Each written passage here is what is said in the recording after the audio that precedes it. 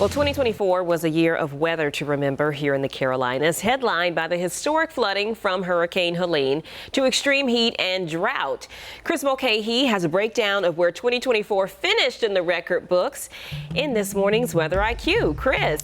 I just want to know this is unofficial because we still have less than 18 hours to go, which actually is going to come down to the wire. And let me explain. So yesterday, when I was looking at this data, our average temperature for 2024 was 63.9. Well, yesterday's high put us up to 64.0. So that would tie 1990 for the warmest year on record for Charlotte. Now, depending where our temperatures level out, we could slip back down to that 64.9. So it's going to be a close one. We got a barn burner, folks. We are also looking at, check out the correlation here. Since 2016, 6 of those years of the 12 have been in the top 10. So that's saying something. Now, our hot and humid summer. The peak, how hot we felt was 107 degrees. 101 was the hottest day of the year. That was July 5th. And we had a lot of dew points around that 75, 76. That is that air you can wear, that tropical moisture that is among us. But for the full 2024 recap, the coldest day, 13 degrees. That's actually not too cold comparing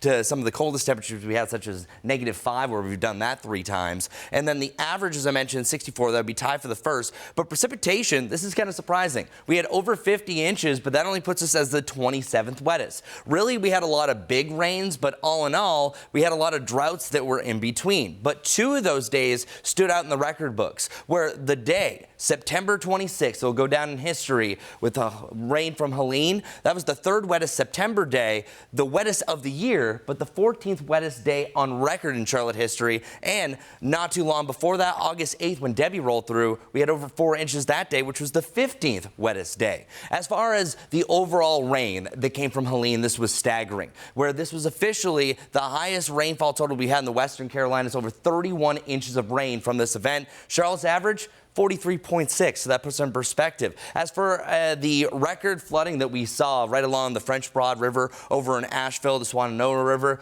this is just absolutely staggering. The big day, you saw signs and they physically got knocked down back in 1916. We broke that here on the French Broad River, shattered it here in the Swananoa River by 6 feet. So, of course, Helene captures all the headlines, but the heat, the drought, the storms, it's been quite the year, Larry Sprinkle.